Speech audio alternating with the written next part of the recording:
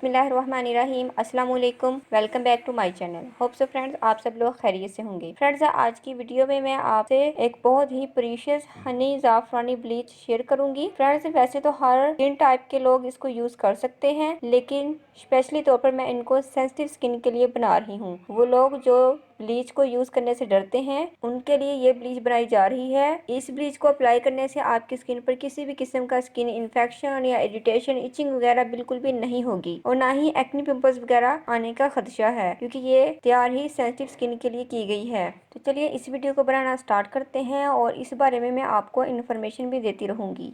So friends इसके लिए मुझे चाहिए 1 टीस्पून ब्लीच क्रीम और मैं पीच की ब्लीच क्रीम यूज़ कर रही हूँ। यह हाई क्वालिटी की क्रीम है।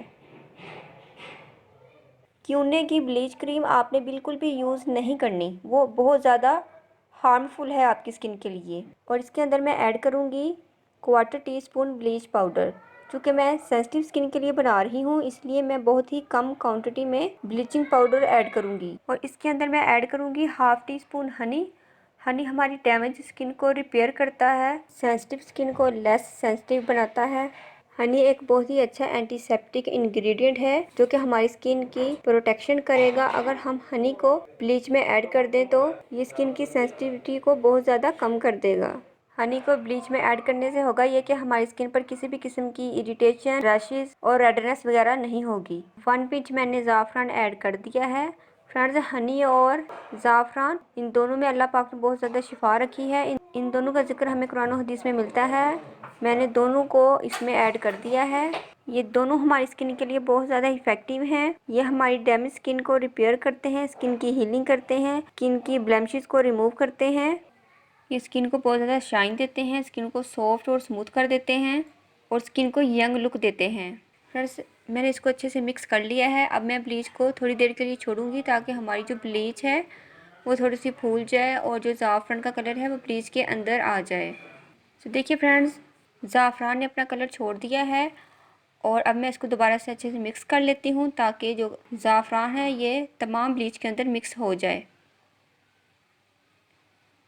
तो फ्रेंड्स हमारी ब्लीच रेडी है। फ्रेंड्स मैं आपको हैंड पर लगाकर इसको नहीं दिखाने वाली क्योंकि मैंने इसको फेस के लिए बनाया है और फेस पर मैं इसको लगाऊंगी आज। आप इसको बनाइएगा और अपने फेस पर लगाइएगा और इसका जो रिज़ल्ट है वो मुझसे शेयर कीजिएगा। इंशाल्लाह आपकी स्किन को किसी भी किस्म की इरिटेशन या इन्फेक्शन होने वाला नहीं है।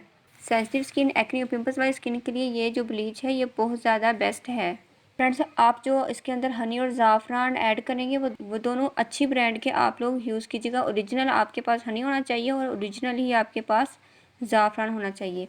फ्रेंड्स सेंसिटिव स्किन के लिए यहाँ पर एक और टिप दे दूँ, अगर आपकी स्किन ऑलरेडी रेड है या आपको डर है कि ब्लीच लगाने से इरिटेशन हो ना जाए तो आप अपने फेस पर पहले टोनर लगा लीजिएगा या जो सूथिंग लोशन होता है आप उसको अप्लाई कर लीजिएगा और ब्लीच करने के बाद आपने फेस को वॉश करने के बाद आपने सूथिंग लोशन को अगेन अप्लाई कर लेना है। फ्रेंड्स इससे आपकी स्किन पर कुछ भी नहीं होगा, डरने की कोई बात नहीं। उम्मीद करती हूँ कि फ्रेंड्स आपको वीडियो ज़रूर पसंद आई होगी। फ्रेंड्स आप इस वीडियो को ज़्यादा से ज़्यादा लाइक और शेयर करें ताकि दूसरे लोग भी इस वीडियो को बनाकर ट्राई करें।